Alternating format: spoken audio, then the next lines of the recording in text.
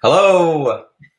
Hello, everyone, and welcome to our second episode of BLOSM, our Black Lives on Stage Matter fundraising series. Woo! We are happy to announce that this concert series is not only a way for BIPOC voices to be heard, it is an opportunity to help fund our new BLOSM Scholarship Fund. This scholarship will be specifically for our BIPOC students who want to continue or start their performing arts training outside of a school setting. This is an amazing opportunity for us to help students become inspired and for students to raise their voices and to train and be the best artists and performers that they can be. In our last series, we raised over $800 for our scholarships. It has been contributed greatly throughout all of our programs. Our main goal for tonight is to raise $1,000 out of the $3,500 that we need for our main goal. So let's get started with this amazing broadcast for tonight. For tonight, we will have a performance with Regan, and then an interview with two DMR students, a history lesson, a performance with a DMR alum named Austin Bowen, and a performance by one of Xavier's students named Chloe. And then we will have our closing remarks. And now I would like to introduce you, Xavier! Hello, how is everyone doing? Always a pleasure to be with you. Before we get too far into things, I'd like to sort of put a subtitle on this whole episode, which is, as we're in Valentine's Day weekend, Love Will Find a Way. This message will come back. It's also the name of the song from our history segment, Shuffle Along. It's one of the original songs from the show that we'll hear Chloe sing at the end of the show. But before we get there, you'll see how this idea and concept pops back up throughout this episode. As I mentioned earlier, I was lucky enough to interview with Regan Sims, who is an actor, artist, mime. She's born and raised in New York City, went to Arts High School, recent graduate of the Rutgers Mason Gross School of Arts, also has her own program and writing, but we'll hear so much more about this as I was able to talk to her. But first, we're going to hear her perform Sonnet 116, which, as you'll see, the headline that I just gave, Love Will Find a Way, that message pops up again in its own way. I believe Shakespeare puts it as love's not time's fool. So we'll listen to Regan perform this Sonnet 116 before we do the interview. Sonnet 116. Let me not to the marriage of true minds admit impediments. Love is not love which alters when it alteration finds, or bends with the remover to remove. Oh no, it is an ever fixed mark that looks on tempests and is never shaken. It is the star to every wandering bark, whose worth's unknown, although his height be taken. Love's not time's fool, though rosy lips and cheeks within his bending sickle's compass come. Love alters not with his brief hours and weeks, but bears it out, even to the edge of doom. If this be error and upon me proved, I never writ, nor no man ever loved. Hello and welcome. I'm so excited to be joined today by Regan Sims, actor, mime, artist. She sort of does a little bit of everything. So welcome, Regan. How are you today? I'm wonderful. Nice to see you again after it being so long. I know we recently worked together in our Shakespeare camp, which was very fun, and I got to learn just a little bit more about you. And I thought it'd be interesting if I got a chance to interview to have the rest of our DMR community and others get to know more about you. So let's start with, where are you from? I'm from Manhattan, New York City, born and raised. What was the first thing or the catalyst that interests you in pursuing theater? Well, it started in elementary school. A mom of our third grade class, wrote put together this little play for all of our third grade class. I was singing, I was acting, I was fitted into a custom dress. I was playing Cinderella, and I was like, but the thing is, I was like, yeah, I'm gonna play Cinderella. And it was amazing, and I was nervous and I was excited, and it was a feeling that kind of sparked my love for being on stage and seeing my friends in the audience and putting on a show. It was at a very young age when I was like, yeah, I want to do this forever. That's so awesome. You have some very interesting things that you've done as far as your education on your resume, and I'd love for you to share them with us. Yes. So I love school. I was valedictorian. I loved studying. I loved being in libraries. I loved being in classrooms. And our third year was the year that really stuck out to me. We went to London and we learned at Shakespeare's Globe.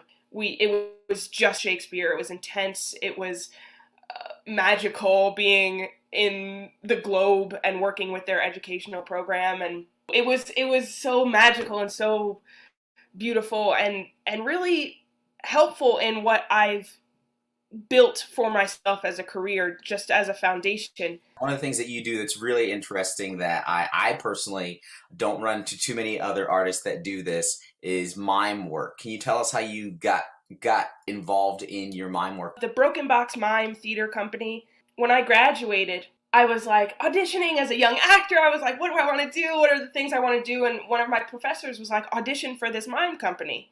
And I was like, okay, whatever, I'll do it.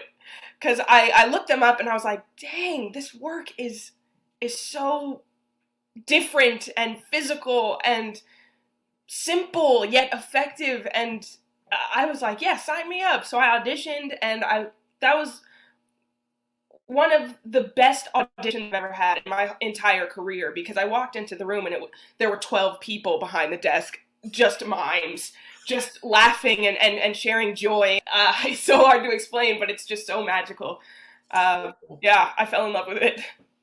Can you tell me some artists that inspire you? I really like people that create their own work and are creating work for themselves and for other people. I'm really inspired by Regina King, Michaela Cole, Issa Rae, a lot of Black women. I really am inspired by Black women because it shines a light on what I can do.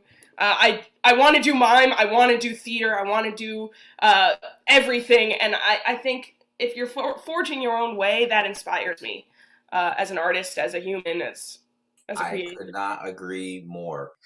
All right. Out of all the things that you've done quite a few different styles of performing, work, comedy, more drama. What is like a favorite troupe or production that you've been in? I just have to bring it back to Broken Box because it just feels like a home. The magic that they spread and the wonder that they spread and the joy that they spread is infectious and exciting. And I really love being a part of it and being an active member. We're mimes and we don't speak, but we're kind of breaking our form a little bit to ask these serious questions about current events and things that are going on in our world. Do you have any advice for any of our viewers or young Black performers out there? Do you have any advice for them? If you have a passion, follow it. Go for it. A lot of people might say no to you, but say yes to yourself. Also, take your time in your adventures in finding what you love. Take your time. So be kind to yourself, be kind to others, and chase what you love. So now I have a little bit of like what I like to call James Lipton-esque, but we're going to do like sort of fast-paced questions here, okay? What is your favorite word? Extraordinary! What's your favorite sound? Laughing. Laughter. What's your least favorite sound? Screaming. What's your favorite color? Yellow. What's your favorite type of food? Pasta. Favorite song? Stay True by Mariba. Favorite singer? India Arie. Movie or musical? Movie. Sweet or sour? Sweet. What's your favorite sport? Sport. Tennis. Serena Williams. Tennis. Do you have a favorite writer? Michaela Cole. Bike or boat? Bike. What's your favorite candy? Candy? The sour gummy rings. Awesome. I love sour gummy rings. Yes. All right, so that's all my fast-paced questions. You really kept up with me. Good job. Thank you so much, Regan. It's really a pleasure to talk to you, and I can't wait to see you and work with you again soon. You too. Thanks so much, Xavier. Of course. All right, that was awesome. She's so wonderful. She's so much fun to work with and talk to. Yes. All right. So y'all probably wonder what I got here. This is the fundraising update. Woo! And so far we have already raised $775. So that means we only need $225 more to reach our $1,000 goal for this evening. Keep it up, keep it up, keep it up. Also, I wanted to throw one more thing in there. It was a really great chance to talk to Regan. For those of you who don't know her, she is beginning to work with us here at DMR more and more, and she has a Shakespeare class that is beginning on Monday. So if you'd like to sign up for that or take part in that, that will be beginning Monday. You can find out more at the DMR Adventures website. That's amazing. That's awesome. All right, so while I have your attention, we're gonna now go back into another interview. I got the chance to talk with some fantastic students doing really, really great work in our community through Her Drive, and I wanted to give them a chance to talk about what they are doing. So with that, let's take it away. Hi, I am here with Natasha and Christina, and they are going to tell us about some really, what I think as important work that they're doing in and around our community. So I'm not sure which one of you wants to take it away. I can go ahead. Go for it, Christina. So we are operating under Her Drive, which is a Chicago-based nonprofit organization that focuses on providing menstrual care and other feminine hygiene products to people in communities across the USA that need them. So Natasha and I, we decided to do this in Charlottesville. So we've just been collecting a bunch of different items. Right now we have over 5,000 that we've collected, and we're gonna be donating them to organizations like The Haven and also the IRC. Fantastic. So where are some of your pickup and drop-off locations if people want to do that? So we already had 2 drop-offs at Western Albemarle High School and just recently Albemarle High School. The ones that are coming up are going to be this upcoming Saturday at Monticello and next Saturday at DMR. Oh, fantastic. So when did you guys first hear about this organization, and how did you take those steps to get involved? We actually heard about it through TikTok. So I was just scrolling through my feed and I saw a post about Her Drive and how you can host a drive in your area. So I just clicked on the website and I asked Natasha and 2 other friends if they would be interested in doing this. And then we just filled out all the paperwork and we started. Well, I thank you guys so much for bringing this cause and this initiative, bringing it to our attention, and really taking the steps to make something happen and make a difference. And I appreciate both of you, and I just wanted to take the time to thank you for that. So yeah, thank you guys. Yeah, Thank you. Of course. I was like, It's wonderful. yeah, going out and, you know, not only helping us in the world of theater, but going out and really making that change in the world. It's really important that it's that extra step. Yes. All right, so I think we should just keep moving along, Denise. Yes. Chuck it along. Our next thing that we're doing is the history segment.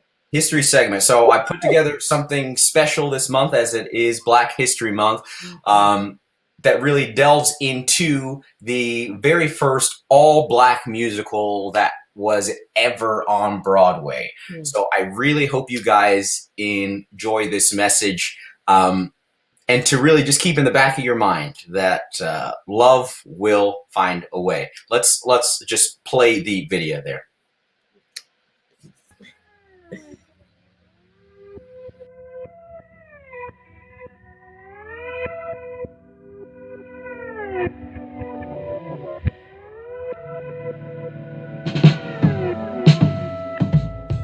Today, we look at the effect of Shuffle Along on the world of musical theater. Originally conceived by Miller and Niles, with music composed by the writing team Sissel and Blake, the show would go on to be the first of its kind on Broadway. Flournoy Miller was born in 1885, April 14th in Tennessee. He was famously stage partners with Aubrey Lyles, also born in Tennessee in 1884. This vaudeville comedy duo originally met in Nashville in 1905, and they set themselves apart much in the style of Williams and Walker. In their act, they played against the stereotypes of African Americans. Their act was called The Colored Aristocrats. They did still perform in blackface. They were so well known, though, across the country, it's even said that they got into a plagiarism lawsuit with Amos and Andy. Noble Sissel, born July 10, 1889, composer, singer, bandleader, multi-instrumentalist, known for his bright sound. He would meet Blake in 1915 in Baltimore, later on inviting him to join the New York National Guard Regiment that would later be called into duty in World War I. After the war, the two continued to work together, first developing a vaudeville group that would later transition into their very first attempt at Shuffle Along. U.B. Blake was born in 1887, Baltimore, Maryland. Very early on in his life, Blake showed promise as a musician and a pianist. Blake is so well known and revered in his own right that there's musical reviews chronicling his life. These four men came together to not only create the first all-black musical to ever be on Broadway, the likes of which had not been seen in over 10 years since William and Walker. Through their efforts, they were able to create one of the most popular musicals of the time. The historical implications are massive. An all-black musical, from production staff to performers on stage, even to the players in the pit. An all-jazz score, something unheard of at the time. And even featured the first all-female, non-burlesque dancing chorus. The melodies are rapturous and catchy. One of the biggest hits from the show was I'm Just Wild About Harry. It's so popular that even presidential candidate at the time, Harry Truman, used the melody as his campaign song. He did end up winning the presidency that year. The musical story is a little complex and at times plays on some of the tropes of the minstrel and vaudeville days. Despite this, the piece is credited with showing African Americans in a new light, as real citizens of society. The two main characters are in a gamble running for political office. The piece also features a very strong love story between two black characters, something others could only attempt in a brief comic way. The show and its creators are credited as being one of the main catalysts for the Harlem Renaissance, creating new work and outlets for artists to express themselves, bringing all the best black singers, dancers, actors, writers, and so much more, particularly in the show. First, let's take a look at the orchestra. We see not only the first all-black orchestra for a major Broadway production, but within its ranks some of the finest teachers and composers. Two notable standouts are William Grant Still, who would become one of the greatest African-American composers of the 20th century, and seated next to him is Hal Johnson, who is credited as being a fantastic choral director and is really famed for his arrangement of spirituals. Next, we take a look at Lottie G, who started off as a backup dancer for Ida Overton Walker. She went on to travel the country in many vaudeville productions, finally making her big break singing the show's hit, I'm Just Wild About Harry. Gertrude Saunders was a long-time vaudeville performer and comedian, but with this show, she became a star as a part of the first production, singing, "Daddy, won't you please come home, and I'm craving for that kind of love." This is Adelaide Hall, who actually held the Guinness World Record in 2003 for the most enduring recording artist, having released over 8 decades. Not only for her stage work in scores of other black shows, she was quite the lasting success in the UK as a jazz singer. Some of the bigger standouts include performers like Florence Mills, known as the Queen of Happiness. She was so acclaimed for her voice and comedic skills that several of the large productions that appeared at this time were written with her as the star in mind, especially the most famous production of The Blackbirds. This production ran for over 300 performances. Josephine Baker, who has one of the more interesting stories out of all the cast members, it turns out when she first auditioned for the piece, she was too young, but was able to get into an out-of-town production for a year and then make her way into the Broadway cast. Later on in her career, through some of her frustration with the way that African Americans were treated here in the States, she denounced her U.S. citizenship and moved to France. She spent the rest of her life not only performing, but working as a civil rights activist. Freddie Washington was an actress who rose to popularity during the Harlem Renaissance.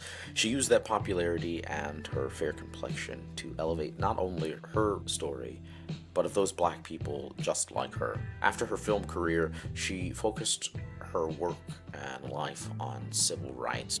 Another very large name from Shuffle Along would be Paul Robeson.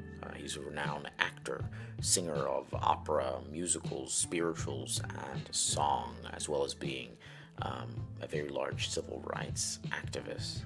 He got his break in the show after working temporarily as a lawyer, finding it hard to achieve his aspirations due to the widespread racism. He made a career change, and with that, found a path forward, a way to break down the walls and perceptions. So enraged was Robeson by the injustice that he saw in the world, he took his political activism wherever he could. And he was so active and powerful a figure that he was placed on a watch list and labeled a threat and a communist by the U.S. government. Now he is revered as the great artist and humanitarian he was. And this is Bessie Buchanan. After being in the original production of Shuffle Along, she went on to have quite the storied career as a dancer at the Cotton Club. Later in her life, she became more active in politics and women's rights. So much so that she became the first African-American woman to hold a seat in the New York legislature, and later in the New York Assembly.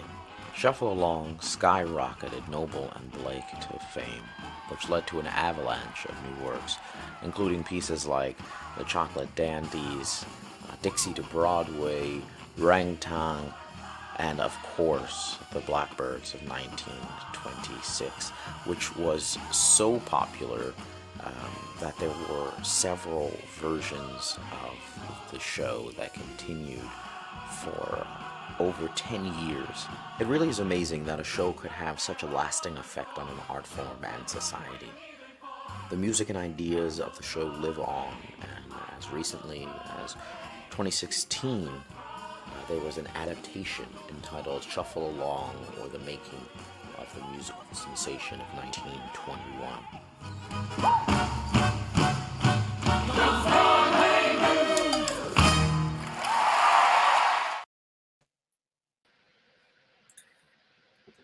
Well, I hope you guys learned quite a bit. I jammed as much in there as I could. I don't know if you could tell. Just there is so much from this show that we can take and pull on. I would specifically like to point out the amount of just fantastic, beautiful women that took part in this show that just elevated the whole art form. And another thing that I'm not sure if I mentioned there was that this show, it did a lot for first steps towards desegregation. Before the show, there was Black audiences were left to sit in the balconies only. Those are the only seats that they could get. And the production staff and team of the show required that those audience members be allowed to sit in the orchestra seating, which increased the amount of Black participation in theater, going to go view the theater, just being the fact that they weren't being relegated to the balcony. So the overall effect of the show is just sort of mind-boggling, that one show can do so much. Denise? Mm-hmm. You took the words right out of my mouth. I took some notes.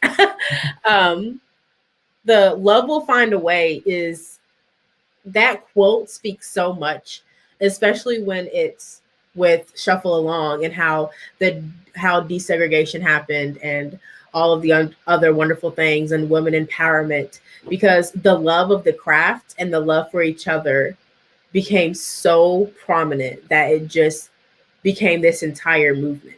Yeah, and that power, that vision of love, even as I said in this show, is like the legitimate first Black love scene that we ever see on stage. Mm-hmm.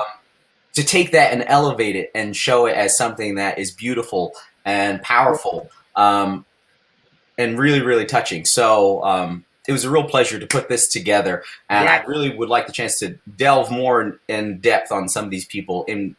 I could literally have done a 2-hour program just on this show. So it's just really fantastic. But we're gonna move along now. I hope you enjoyed that and took as much from it as we did. And I hope you share the story, because these are stories that don't really get told all that often. So that's the most important part, is that we share these stories and this message. All right.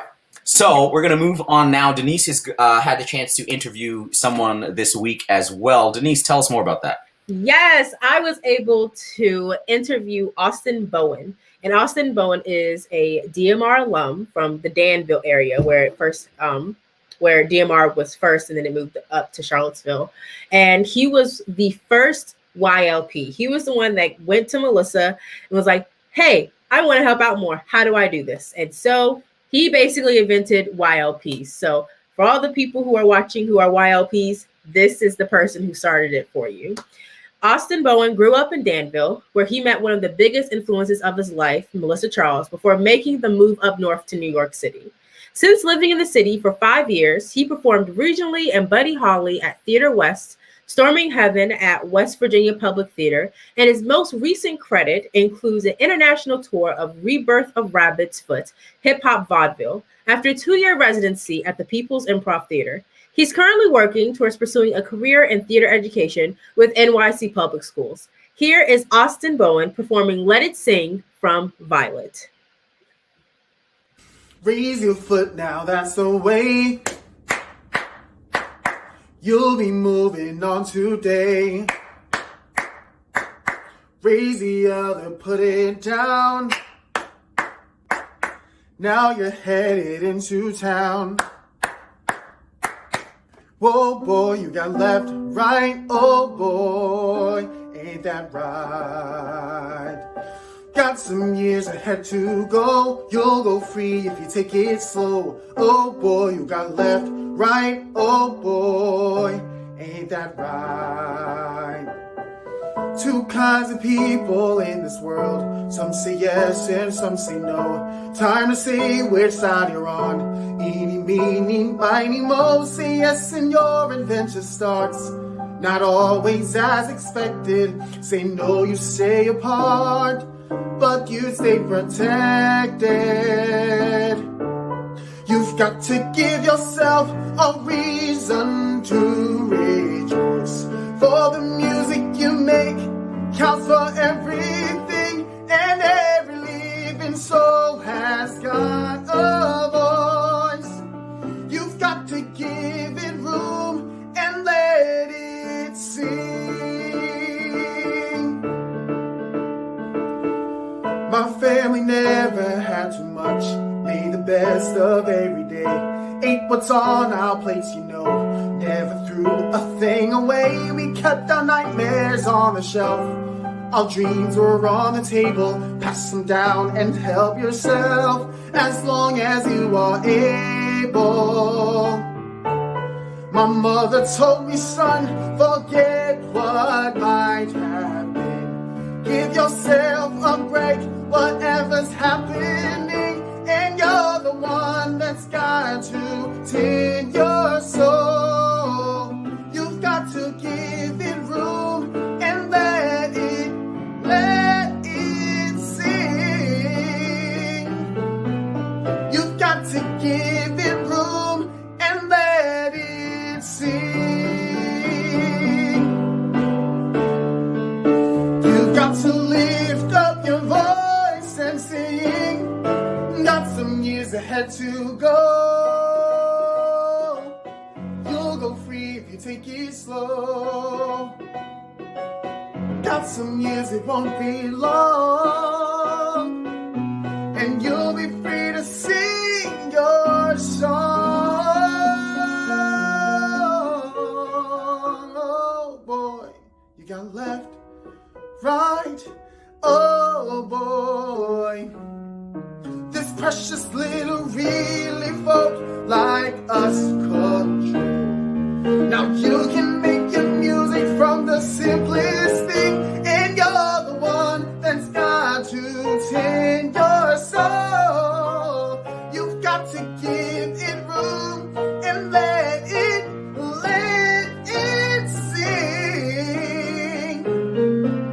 You've got to give it room and let it sing. You've got to let it sing. You've got to let it sing. You gotta give it room and let it sing.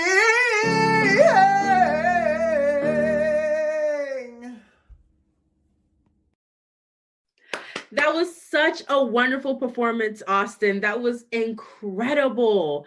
Oh my goodness. That Thank was you. Thank you.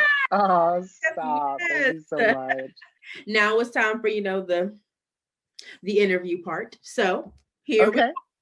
I'm gonna ask All you. right, great. Let's do it. Wonderful. So what is it like being in the theater profession right now?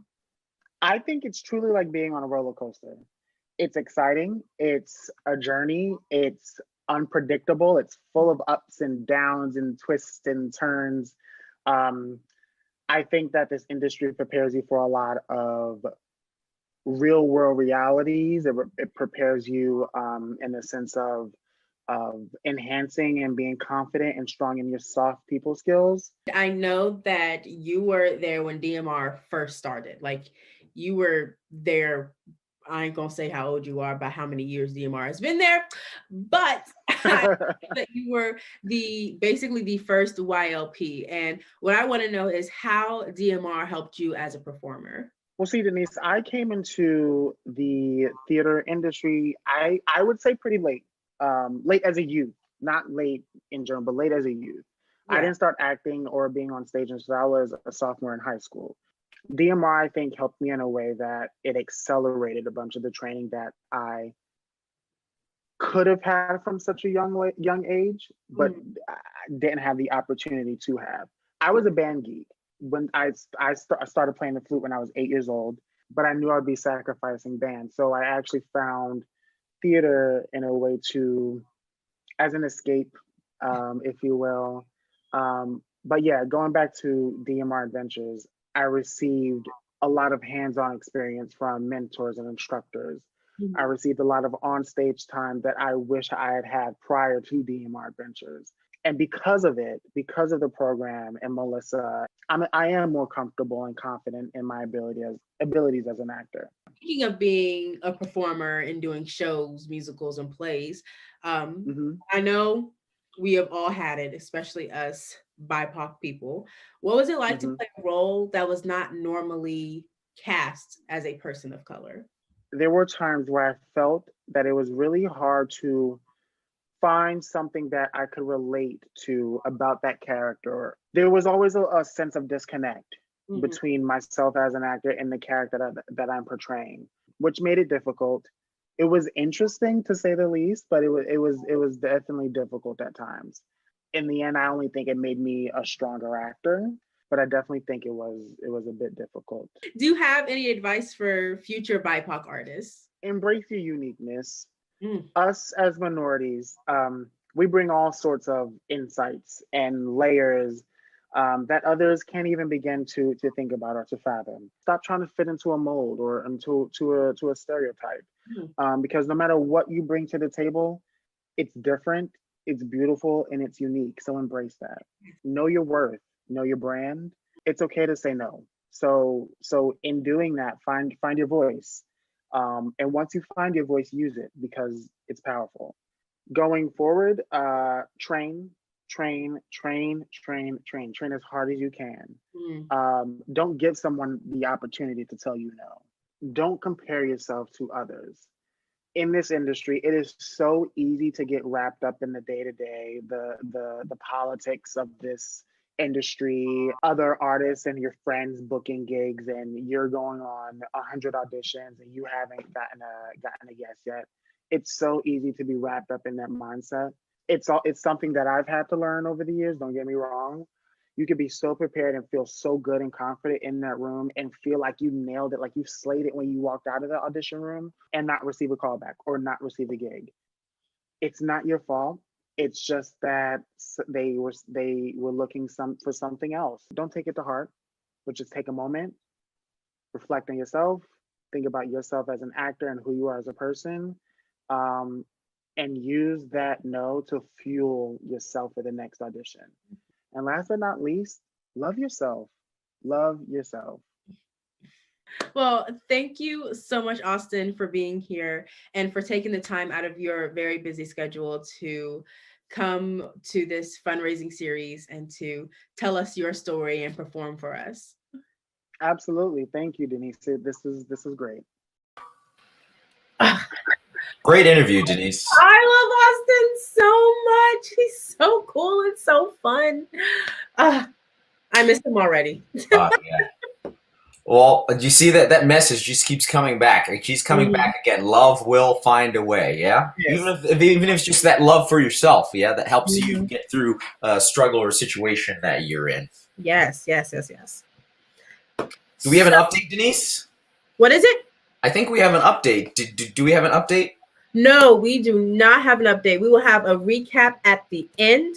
Our very wonderful artistic producer, Mosa, has been working with some issues with the live stream.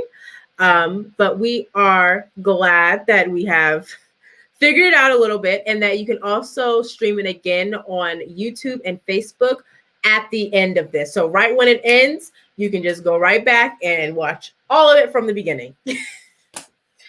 Okay, so I'm gonna push right along.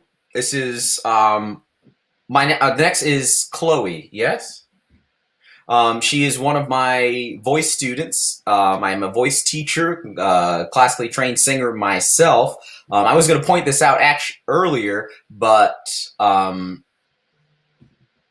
anyways, we'll get to it. I was just going to say William Grant Still is also a graduate of the New England Conservatory, which is the school that I went to as well. So there's lots of Black history at that school that I absolutely love, but I can talk about that in a different time. We're going to talk about Chloe right now, singing Love Will Find a Way. So this is one of the first original 4 songs that was ever written for the show. Before they even conceived of the full musical, they wrote 4 songs, and this was one of those songs.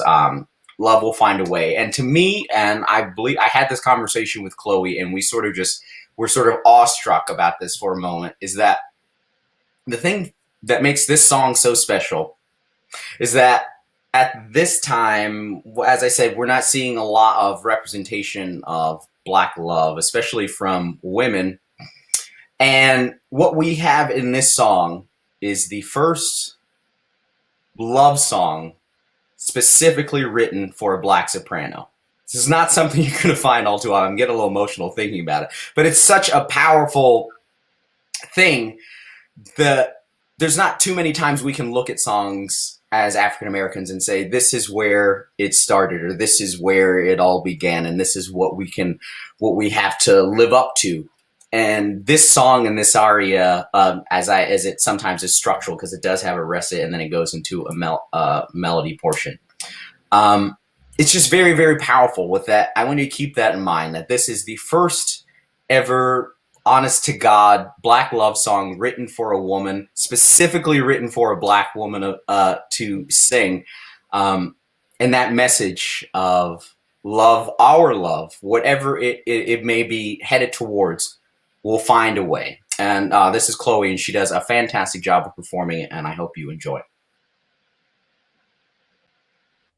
Hi, my name is Chloe Rogers, and I will be singing Love Will Find a Way from the show Shuffle Along.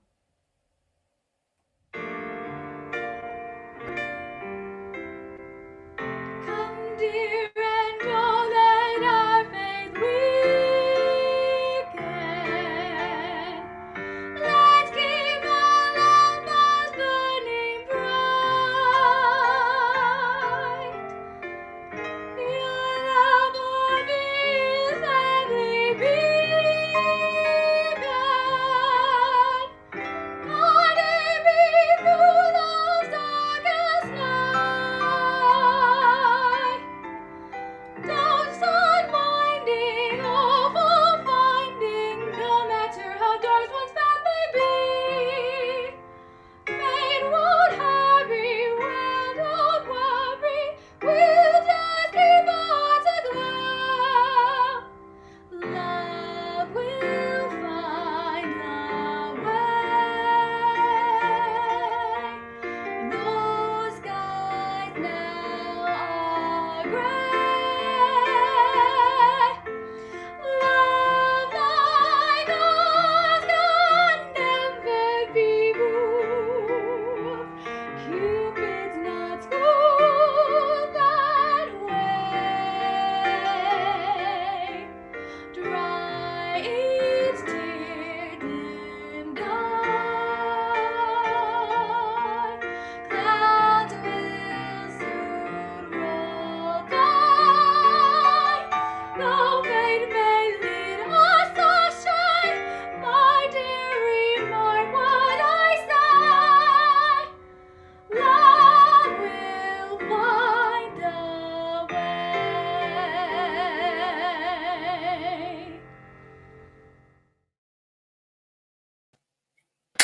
Yeah, really beautiful. She has such an amazing voice. Oh my gosh, yes. Well, I thank you all so much. We have $175 left to raise to reach our goal. Yes. So if you have time, you have the funds, please, we invite you to reach out and support our foundation, as it does support not only, it supports all students of color. And with that, I'd like to get into this last little moment.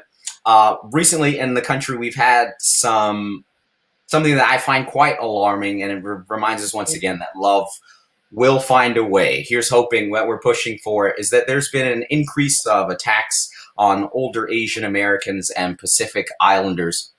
And it's something that has been recently brought to my attention, and it needs to be brought to everyone's attention, that we know that this is not the way that we want things to be. This is not what we hold in our vision of the things that make us great as a country and as a society.